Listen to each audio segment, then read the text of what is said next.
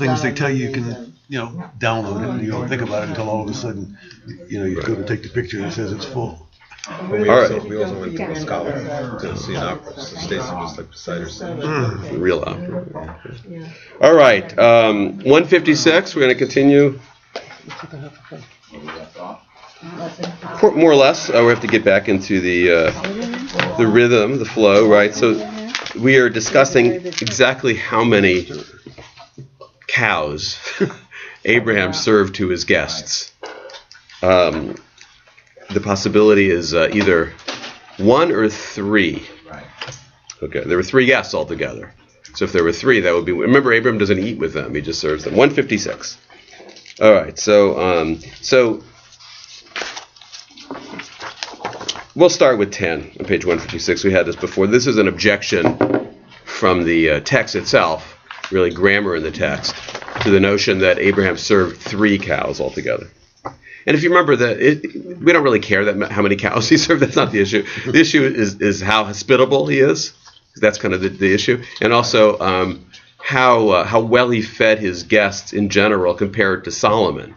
So we're learning that he was more generous, in fact, than Solomon to his guests. So Metiv Rabba Bar Ula v'itema Rav Hoshaya v'itema Rav Natan b'Rabbi Hoshaya.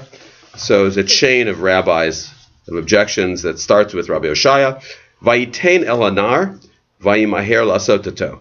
He gave it, so it's in the singular there. He gave it, the cow, to a servant, and then he prepared it. And the answer to that is 14. Kol chad v'chad yahave lenar chad. He gave each one separately. So that's why the grammar there is in the singular. But he did it 3 times. He gave. And each time it's in the singular. And you don't have to say it all 3 times because you're just supposed to understand. Okay, now we have another objection. Vayikach chema v'chalav uven vakar asher asa. So he took butter and milk. So the fact that this is not kosher is something we'll come up with later. That's right. It's interesting, this is going to come up. I'm going to tell you something, and you don't feel obligated. This very idea that Abraham may have eaten something unkosher, served something unkosher because it's butter and milk with meat, is going to come up in my noontime class. Totally coincidentally, there's a Hasidic readings on the Torah. The reason it's coming up is because it's this week's Torah reading, and we're studying this week's Torah reading. It so happens, I didn't plan it that way, it's this week's Torah reading. It's this week's Torah reading where Abraham welcomes these 3 guests who turn out to be angels. Abraham doesn't know that they're angels, but he thinks they're just wayfarers coming through the desert, but it turns out they're angels. Anyway, so he gives them milk and butter, which we're ignoring right now. Ven bakar. Ven bakar there means the cow, and that's in the singular. Asher asa. Vayitein lifnehem. And he gave it to them. So again, the difficulty is that it doesn't seem like he gave them 3, because the grammar there is in the singular. Dekama kama demati aite lekamayu. You could already figure out the answer to that, is he gave each of them a cow in the singular. So then the grammar there is in the singular. He gave, rather than he gave them. He gave it. You don't have to repeat it all those times. All right. Very, very, very forced, by the way. I mean, and they understand that it's very forced. They understand that they're dealing here in Midrash and not shot at the text. Okay. Velamad li plata. So now we come finally an argument not from the text itself, but from waste. Like, why would you need 3 cows? One cow would easily feed 3 people. I mean, it's ridiculous to have a whole cow. How many people can eat an entire cow? So lama li plata tiske b'chad. It's enough to serve 1. Even if you're under the very important Jewish principle that there has to be more than twice as many leftovers as there are actually that people eat. That's a very important Jewish idea. So even if that's and dealing with the caterer this weekend, I realized that continues even with caterers who pay for the so the idea that even dealing with that, 3 cows is way too many for 3 people. There'll be too much leftover. So they're wondering why 3 cows? Now here's a brilliant answer to that. Why Abraham would, as a premier host and chef, why it would be important to him that each get a cow. And it's something you all would have thought of right away. Page 157. Amar al Chanan bar Rava, Kidei la'achilan shalosh lishonot b'chardal. Because if there was only 1 cow, there would only be 1 tongue. And with 3 cows, he was able to serve each of them the tongue in mustard. So you know what happens whenever you serve a cow? everybody fights over eating the tongue. Right. And the best part's the tongue. We all knew that, right? And that's clear, right? Right. Yeah. Right. Yeah. So the tongue. Yeah. So this is so what you learned in those days, they really loved the tongue. The tongue was like the height of luxury. And he didn't need all the cow, but there's only, cows don't have 3 tongues. He needed 1 tongue per guest. So for 1 tongue per guest, he's got to slaughter 3 cows. And that's how well he thought of these guests who were total strangers. Okay. With mustard. With mustard. So they had mustard. Yeah. Well, how else would you serve it? Yeah. It goes without saying. Of course. It's brown or yellow mustard. Right. Yeah. I never knew. All right, we're gonna go. We're done now with tongue and we're not done. We're not done with this scene of serving the guests. Now it gets really interesting. Not that it wasn't interesting before. So Amar Rabbi Tanchum bar Chanilai. So Rabbi Tanchum, the son of Chanilai, said, "Le'olam al yeshaneh adam min minhag." So verse he says, "Follow local custom." Now. He says that for 2 reasons. One is that he's still referring to this case. The story, Abraham and the 3 guests who turn out to be angels. But also remember, that's how the Mishnah starts too, is how important it is to follow local custom. And it's an important value in the Talmud, by the way, that you follow local custom. You come into some town and you've got your ways of doing things. Don't think that because you've got your ways of doing things back in Brooklyn, it necessarily means that's how we do things here in La Jolla. And a certain sense of modesty will compel you to say, okay, it's local custom. I moved, and it's not my job to impose my local custom on these people. It's my job, in some ways, to adapt to their own local custom, because Jewish communities are going to have different customs. And that was very important to the Talmud. And by the way, it's still important today. It's still important today. I sometimes need to remind people here, it's not Brooklyn. It's not where you came from. South Africa. Right. And, whatever. It's not Mexico City. It's not South Africa. It's not Cleveland. And we together, through the course of our own procedures, have come up with certain customs which may be unfamiliar to you. So you open your heart and your mind a little bit, and you learn about some new customs, and then you can insinuate yourself in like everybody else, and then start to have some kind of influence. But because everybody comes at Judaism, and you can't help it sometimes. Many people come with Judaism that the authentic Jewish practice is the one I grew up with. Even if I rejected it. Even what I remember from when I was 5 years old, that's authentic Judaism and nothing else is authentic. So because we have that in the back of our minds, the Talmud has to remind us over and over again, there are separate customs in different places, and you do the best you can to accommodate yourself to those separate customs. Okay, and you'll see here, even the angels follow that. So I'm going to, Shehare, Moshe alala marom, v'lo achal lechem. For Moses, he went up to heaven. And when he went up to heaven, they're talking about Mount Sinai, which was a kind of heaven, and he didn't eat. So it says that he didn't eat for 40 days and 40 nights. Why? Because it's the local custom in heaven not to eat. It would have been rude for him to bring a sandwich. Although he's a human being and he needs to eat, it would have been rude for him to do that, so he follows local custom and decides he's not going to eat. But the angels follow the same. So Malachei Sharet, Yardu Lamata, Va'achlu Lechem. But when angels come down to earth, become incarnated on earth, they eat. How do we know they ate? Because it says these three guests that we later find out were angels ate, because it says that they ate. Actually, there's a verse that says they ate. They sat down and they ate. Okay. All right. What an amazing proof text for following local custom. Even angels from heaven, when they come down here, they follow local custom. And even Moses, who presumably has to eat, when he goes to heaven, he follows local custom. Now, there he benefits from a miracle that God provides him with whatever he needs. Anyhow, all right. But does that mean if an angel comes to earth, that angel becomes a human? No. So, but angels, the sustenance that it's not then a. Yeah, so it's not for sustenance. It's for manners. It's for following the local custom. It's for fitting in. For showing that you respect the local custom. Okay. That's an important teaching, by the way. I'm joking around about it, but it shows respect when you go someplace to follow local custom. Right. Okay. Now they say ve'achlu salkadatachda. It follows your question here. Do we really think angels ate? Do they have like a digestive system and everything and do they require nutrition? Ela ema nir'u kamisha achlu v'shatu. Rather, they made themselves appear as if they ate and drank. So that was their manners. That was their aesthetic choice, is they would pretend. And they would make it look like they're eating and drinking, Yeah, and you have a couple places in the Torah. I mean, angels are only mentioned a few places. You have a couple places in the Torah where angels eat, but you also have at least one story where an angel refuses to eat once he lets it out of the bag that he's an angel. This is the story of Manoach's wife. No, I'm sorry, Manoach. Yeah, and Manoach's wife, where an angel appears, and after he reveals himself to be an angel, they offer him food, and he says, "Why are you giving me food? I'm an angel. I don't eat." But at that point, it was clear that he was an angel. Or maybe he was kind of a rude angel, right? Maybe he should have accepted the meal. I don't know. Yeah, I think in some ways they were testing him. They were giving him food to see if he was really an angel, and then he says, "No, I'm an angel. I don't eat." Anyway, we're going on. Any questions? Angels eating, local custom, because we're changing the subject a bit. Amar Rav Yehuda, Amar Rav. Kol masha asa Avraham lemalachei hasharet ba'atzmo asa Kadosh Baruch Hu levanav ba'atzmo. Whatever Abraham did to those angels, those guests, himself, of his own accord, Asa Kadosh Baruch Hu, God did for the Jewish people, himself, him or herself, God's self. Okay.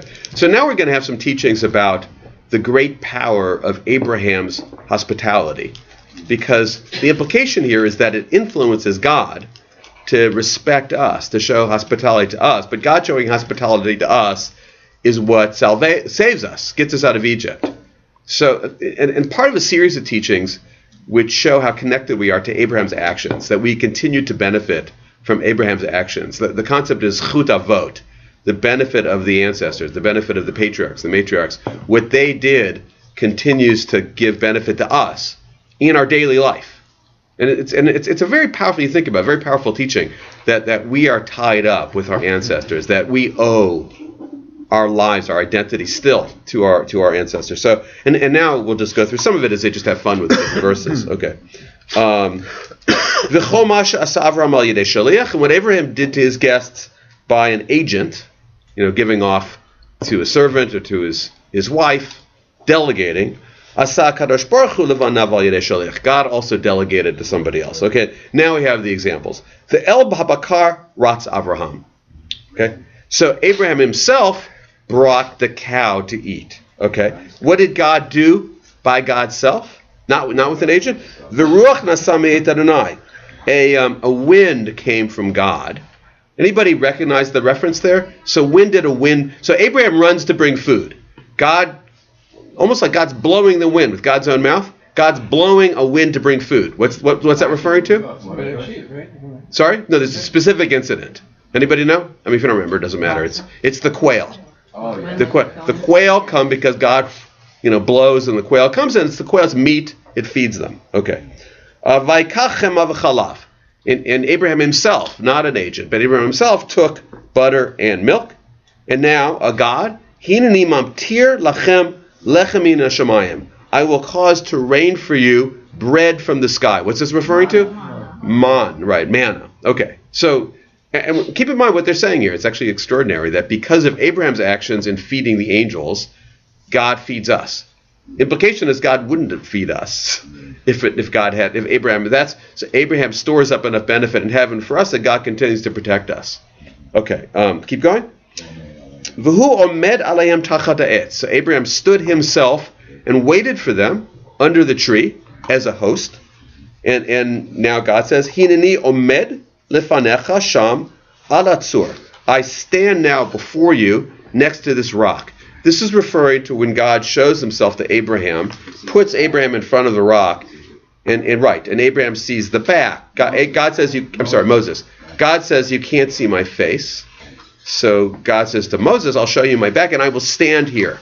So God is standing there in front of Moses because Abraham stood in front of the guests. Okay, next page.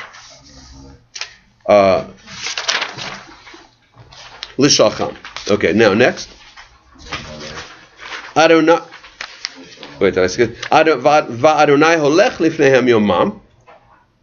Okay, and also God is standing there, and also I'm walking before you. All right, so then I'm going to guide you. So because Abraham stands before them and guides the guests, God promises to guide the Jewish people. Which is very important, because if God's not guiding the Jewish people in the desert, we're going to get lost. We're never going to make it to Israel. Okay. Now, this is Yukach na ma'at mayim. Okay. Now here, because it's passive voice, you'll see, here you have Abraham is doing this by an agent. Some water will be taken for you. This is Abraham talking to his guests. Now, this is God. Remember, that means that Abraham doesn't do it himself. Water will be taken for you means that he's going to summon one of his servants to get water for them. How do the Jewish people get water in the desert? He tells Moses, "V'hikita batsur v'yatsumi menu mayim." You will hit a rock. So Moses now is the shaliach, the agent.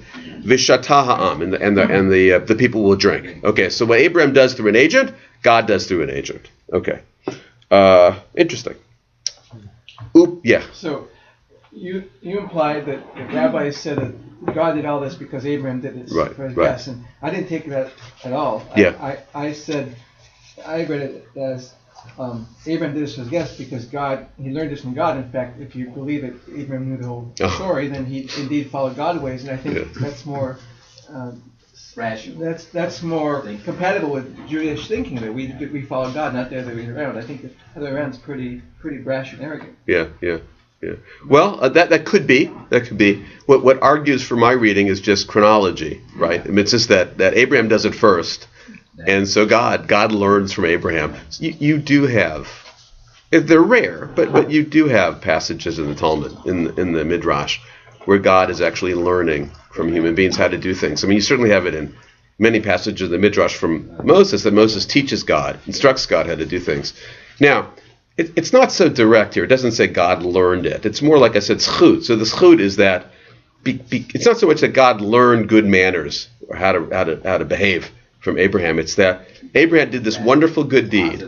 It's that because of Abraham's great schut, his mitzvahs, all the great things that he did, he stores up credit in heaven, and that credit continues. Midah keneged midah, measure for measure. Okay, I'm giving you these quail, folks. That's what he said. God is saying not because of you, because remember what the Israelites did in the desert was kvetch and complain, and so they didn't actually deserve the quail. It's that Abraham deserved the quail, and you are still connected to Abraham. This is beyond time and space. So you're connected to Abraham. So therefore, I'm giving you the quail. But if we look at Genesis, the very first chapter, God gives us everything. He makes clothes us. He does all these. He's very hospitable to us. Right. I think it's incredulous to say, well, what happened in Exodus is a reflection of Abraham, or Abraham's a reflection of what God gave us to earth. God gave us life. How can you say that? Well, so we can go back and forth, but the passage itself says that that they're connected. That Abraham's giving the cow is in effect what causes God to bring the quail.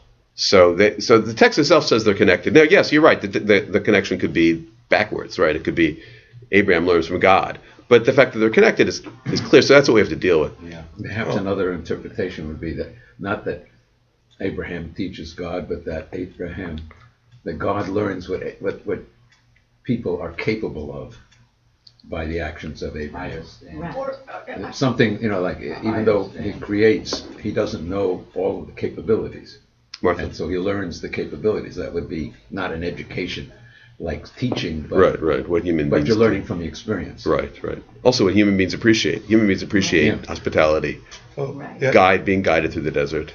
You have to think about what you said before, which is this is not about Abraham and this particular episode. It's really for us the to reader. Learn from it. And what this is saying is when you act in a certain way, you can expect return for that. Even 1,000 years in the future, even a long time in the future. Also, I mean, from a very simple Hebrew school level, which we shouldn't ever ignore, these are teachings about hospitality that we as Jews, I mean, we learn from Abraham, we learn from God. You go well out of your way when it comes to this particular mitzvah hospitality. It's really appreciated by the Talmud. Make sure you're serving the tongue to every guest. With mustard, right? Yeah. Martha's been waiting. Yeah. So I think there are instances like Sodom and Gomorrah where man argues with God. Right. So I thought you were going to talk about hospitality, but but I look at it as teaching us that there is a real connection between God and man, and it's not that man can question God or talk to God, or it's that there is a connection, and where God listens to man as well. Okay. So man should listen to God, but God also pays attention to how he may have created human beings, but as Michael pointed out, no, he doesn't understand how we react all the time. So Clearly. it's a two-way street. Yeah. Which is in a parental relationship, when you have children that do something that you want to encourage, you want to reinforce it, and so you reflect it. And that's how I look at this, is Abraham is doing exactly what God wants, and so God then demonstrates by repeating it. Yeah. Also, children influence parents too. Yes. Yes. I mean, it's a two-way street, obviously, but. Yeah. And this isn't, these social mores are not just unique to the Talmud or the Bible. In Homer, there's the concept of treating strangers or people from foreign lands. Yeah. They have to be treated specially well. Right. Yeah. This is certainly a concept in the Talmud, but it's a concept that was apparently in the Mediterranean and maybe everywhere. Yeah. For whatever reason, Judaism adapts it as a really very, very important commandment. Mitzvah. Yeah. All right. Let's because they choose to focus on that element of Abraham's character, where they could have focused on others, and this becomes supremely important. And all right, we'll keep going. Pligei de Rabbi Chama. So I'm on 4. Pligei de Rabbi Chama b'Rabbi Chanina. So there's a disagreement between Rabbi Chama, Rabbi Chanina, Demar Rabbi Chama b'Rabbi Chanina. So Rabbi Chama says, in the name of Rabbi Chanina, V'chein Tana devei Rabbi Ishmael, and it was also taught in the name of Rabbi Ishmael. Bischar shlosha, zakuli shlosha. Because of 3 things, we merited 3 other things. Bischar chema v'chalav, because of the butter and the milk that Abraham served to his guests. Zachu liman, we deserved. That's why we got the manna. This is, again, because of our connection to Abraham's actions beyond time and space. Everything we've talked about. Also the fact that our actions on earth influence actions in heaven. So all that kind of is ringing in our own ears as we're reading this. So because of the butter and the milk, we get the manna. Somehow they connected the 2 things too.